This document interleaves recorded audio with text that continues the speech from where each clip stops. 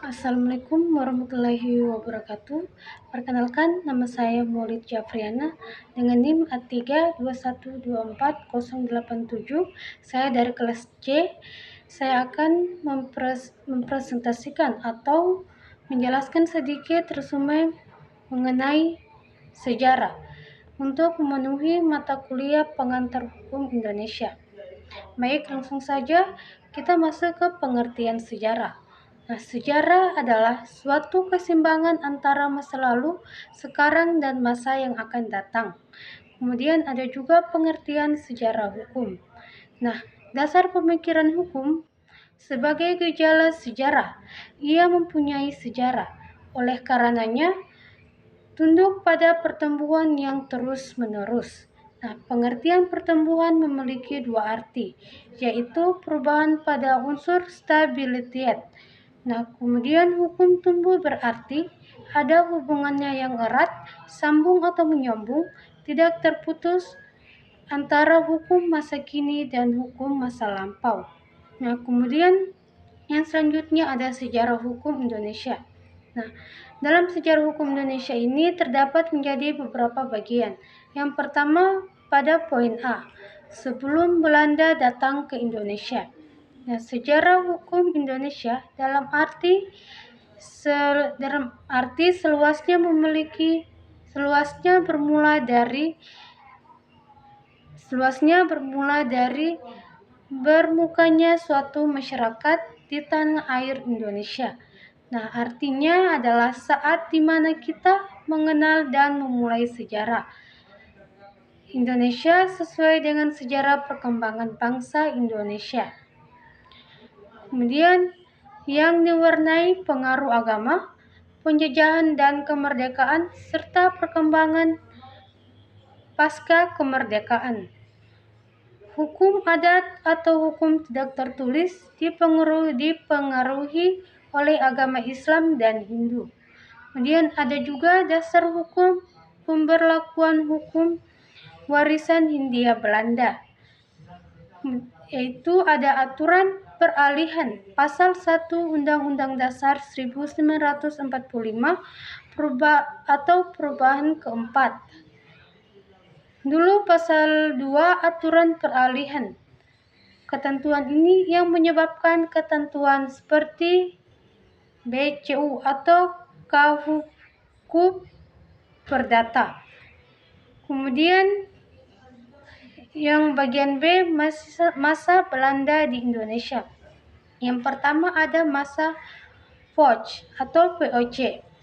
Masa ini diawali dengan datangnya pedagang-pedagang Belanda yang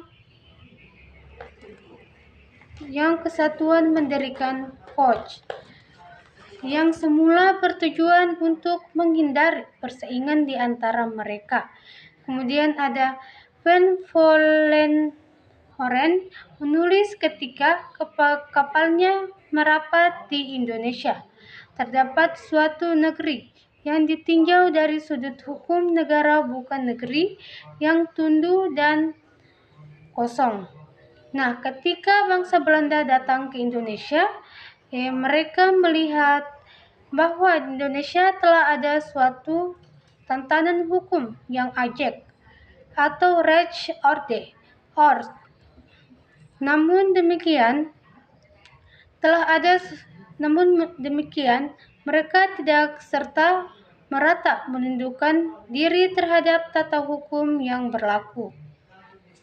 Nah, dengan kedatangan orang Belanda tersebut di Indonesia, ada dua risme hukum, yaitu ada dua sistem tata hukum yang berlaku, yaitu hukum adat dan hukum Belanda. Nah, adapun yang dimaksud dengan hukum Belanda adalah hukum kapal VOC yang terdiri dari hukum Belanda kuno dan asas-asas hukum Romawi.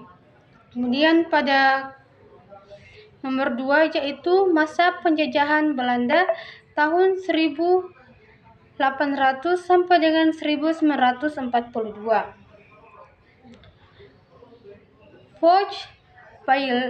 Valid, kemudian bubar Indonesia, jatuh ke tangan Inggris. Raffles sebagai gubernur menyerahkan kekuasaannya. Kemudian Raffles sebagai gubernur jenderal, tidak banyak perubahan di bidang hukum. Dengan konversi London 1814, Inggris menyerahkan kekuasaannya atas Indonesia kedatangan Belanda kembali. Kemudian yang ketiga, masa Regeringsparlement atau RR pada tahun 1855 sampai dengan 1926. Nah, bila dilihat isinya, RR merupakan Undang-Undang Dasar Penjajahan Belanda yang lahir karena adanya perubahan Undang-Undang Dasar di Belanda. Tahun 1920, beberapa pasalnya mengalami perubahan yang dikenal dengan RR baru. Pasal 75 RR baru isinya memberlakukan ketentuan hukum yang lama bagi golongan penduduk. Kemudian pada poin keempat, masa industri Stadregeling pada tahun 1926 sampai dengan tahun 1942 sebagai akibat perubahan Undang-Undang Dasar Belanda tahun 1922. Pemerintah di Hindia Belanda merubah RR menjadi Industri Stadregeling. Kemudian pada poin C, yaitu masa penjajahan Jepang. Yang perlu diingat yaitu Undang-Undang Nomor 1 Tahun 1942 tentang berlaku kembali semua peraturan Hindia Belanda yang tidak bertentangan dengan kekuasaan militer Jepang. Terdapat dalam pasal 3. Kemudian yang terakhir pada poin D, keadaan setelah Indonesia merdeka. Sumber tata hukum Indonesia ada 3, yaitu yang pertama, pembukaan Undang-Undang Dasar 1945 atas berkat rahmat Allah yang Maha Kuasa. Disusunlah kemerdekaan Indonesia dalam suatu Undang-Undang Dasar Negara Indonesia. Kemudian yang kedua, pasal 11, aturan peralihan Undang-Undang 1945.